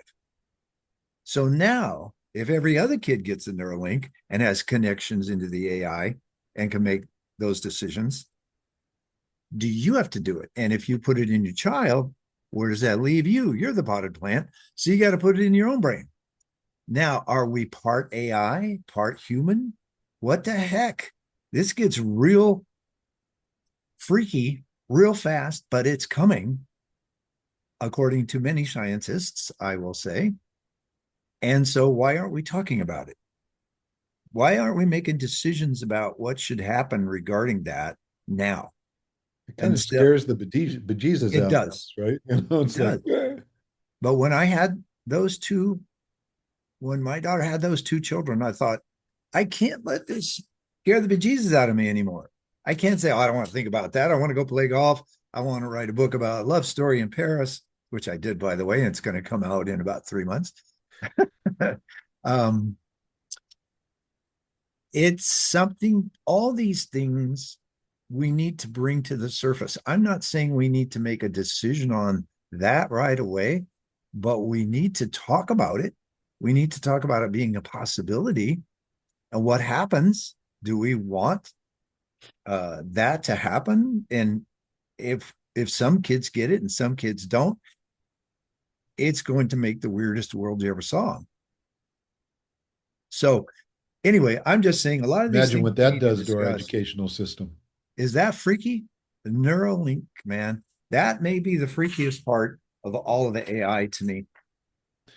Well, they're doing Neuralink work now for Oh health yeah, medical reasons, right? To assist with those conditions. And yep, it's yep, really amazing science. yeah. No, and it goes forward.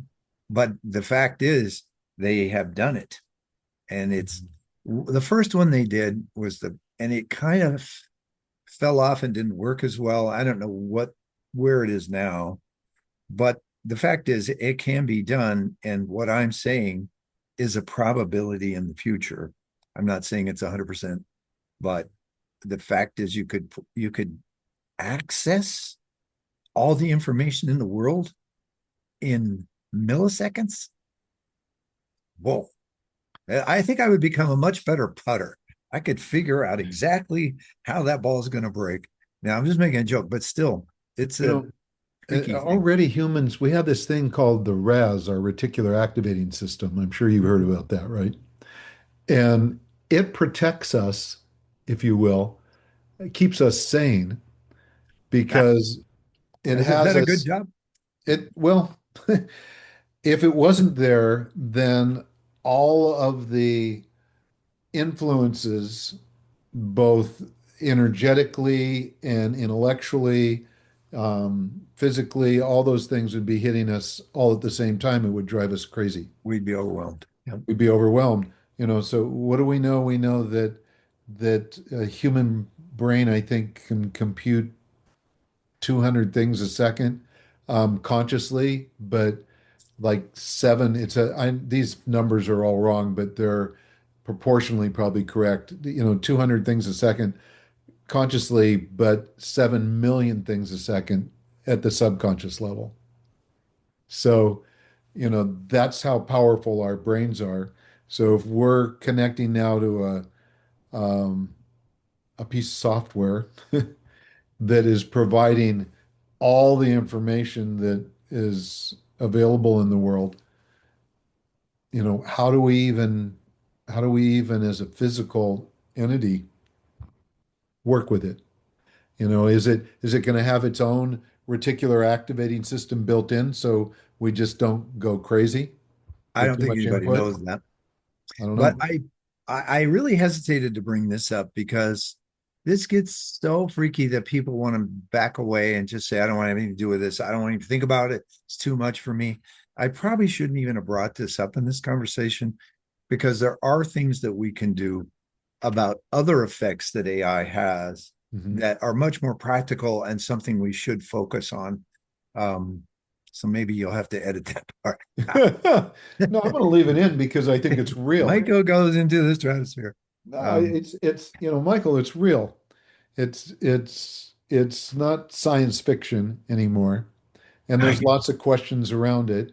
And I think my only concern about the conversation going there is that people already kind of leave our bodies in the present moment and start to explore the rest of the world, including the universe and, where we came from or we look at our history and, who's manipulated us and how these things that have really very little to do with what's true in this moment. You and I are on a podcast together talking about all kinds of interesting things.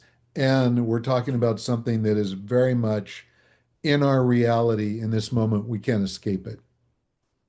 We can't escape it because so many things in this world depend on artificial intelligence, far more than just our phones.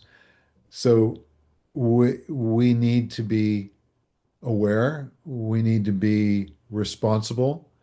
And I think that the best thing that we can do is be an advocate to some of the programs that you're suggesting that we get on and we push for right now. But also, I'm looking for what I should do every day. I mean, I get up, I take my vitamins, I exercise. There's disciplines that I have that I know are important to me for me to stay healthy and alive. Well, is there an AI related discipline that we should be working on? Yeah, inquiry is one of the big pieces that I believe strongly in. True inquiry, not trying to prove things, but being open, asking questions, being surprised by the truth, not trying to manufacture it. And so to me, inquiry and allows us to truly be discerning, and those two things together put us in a different world. that's true. Um, and if we apply that to AI on a daily basis, which is what I mean, I've done a poor job of it and I've done a good job of it. And I'm still learning how to do it every time I expand into something else I research with AI. But inquiry is a driving force, real inquiry. Without it, I think I'd just be, um, I don't know, I don't want to say manipulated, but I get lost inside the device. Instead I of would, finding myself, I lose myself more. no, it's true. I would put, if you had to put it into steps, and I would say number one, educate yourself on what AI is. The little book of AI is a good place to start. uh, and it's fun. It's a good pitch It's right there, not a Michael. I difficult like book that. to read. Yeah, it isn't. I wrote it that way on purpose. It's kind of fun. It's funny. It's got characters in it, but you will learn about what it is by reading the book. So number one, educate yourself on what it is. It's not ChatGPT. I mean, that's just a little tiny part of it. Um, and it once, like I said, once you read that book, you will know more about AI than 95% of people around you. So, okay, then what do you do? Um, I would, those who have it in them to do it, I would contact your politicians and just say, here's some ideas. I think we need to move forward. That really don't need to say much more than that. Um, but Mhm. we do need to move forward on this. And please let me know, put me on your mailing list, each one of these politicians, ask them, put me on your mailing list. I'd like to know each action you take to make us safer in the future with AI. Let me know because now you're putting them on the hook for doing this. So that's number two. Find out about it, contact them. And as you use I think you can begin to use it to stay on top of what's happening. You need to feel like you are on top of what's happening. You know what's happening. So it doesn't scare you.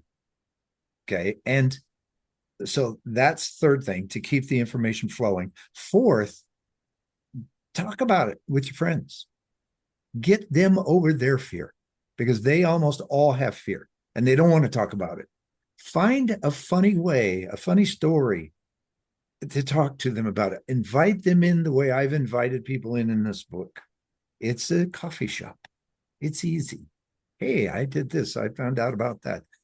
Um, but it's very important. Share it with your friends, share it with family. And I think if you do those five things, that's a good start. I agree. I do. And I challenge you, Michael, on your book's website, Yes, please, maybe hire someone that hire AI to create the pages for you so that the letters can be written or so that we have the examples of the letters and we know where to send them. It's a resource center it's actually a good for idea. I to can do to that. do I that. can do that in an hour. I think that would be fabulous. That's a really good idea. Wow. Thanks, Larry.